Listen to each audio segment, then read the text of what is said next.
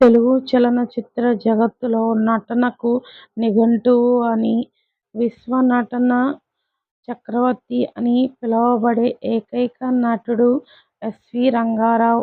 ఆయన పోషించిన పాత్రలు, ఆయన నటనా శైలి తెలుగు సినిమా చరిత్రలో ఒక స్వర్ణ అధ్యాయం. ఆయన 1918 జూలై 3న ఆంధ్రప్రదేశ్లో కృష్ణా జిల్లా నూజివీడులో జన్మించారు. బీఎస్సీ వరకు చదువుకున్న రంగారావు గారికి చిన్నప్పటి నుంచి నాటకాలన్నా, నటనన్నా ఎక్కువ మక్కువ. రైల్వేస్లో ఉద్యోగం వచ్చినా నటనపై ఉన్న ఇష్టంతో దాన్ని వదులుకున్నారు. ఎస్వీఆర్ కేవలం ఒక నటుడు కాదు, ఒక అభినయ పాఠశాల.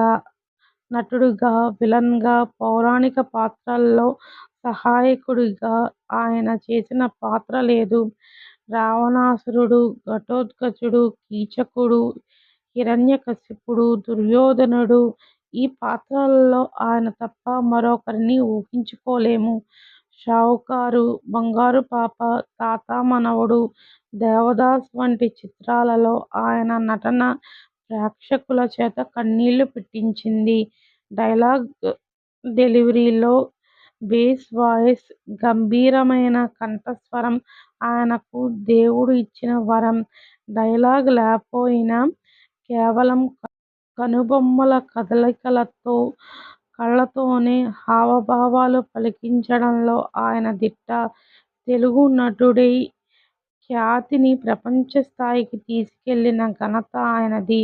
1963లో వచ్చిన నర్తనశాల చిత్రంలో ఆయన పోషించిన కీచకుని పాత్రకు గాను ఇండోనేషియాలోని జకర్తాలో జరిగిన ఆఫ్రో ఆసియన్ ఫిలిం ఫెస్టివల్లో ఉత్తమ నటుడు అవార్డును అందుకున్నారు. అంతర్జాతీయ స్థాయిలో ఈ అవార్డు అందుకున్న మొదటి దక్షిణ భారత నటుడు ఈయనే. మాయాబజార్ ఇందులో ఆయన చేసిన ఘటోత్కచుడి పాత్ర, వివాహ భోజనంబు పాట ఇప్పటికీ ఆపాలగోపాలాన్ని అలరిస్తూ ఉంటుంది. నర్తనశాలలో కీచకుడిగా ఆయన అభినయం క్లాసిక్.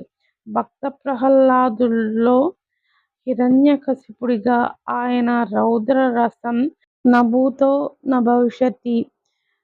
బంగారుపాప ఒక క్రూరమైన మనిషి, ఒక చిన్న పాప నిష్కల్మషమైన ప్రేమ వల్ల ఎలా మారాడనే పాత్రలో ఎస్వీఆర్ నటన అద్భుతం. ఆయన కేవలం నటుడుగానే కాకుండా చదరంగం, బాంధవ్యాలు అనే చిత్రాలకు దర్శకత్వం వహించారు. ఈ రెండు చిత్రాలకు ఉత్తమ చిత్రాలుగా నంది అవార్డులు రావటం విశేషం.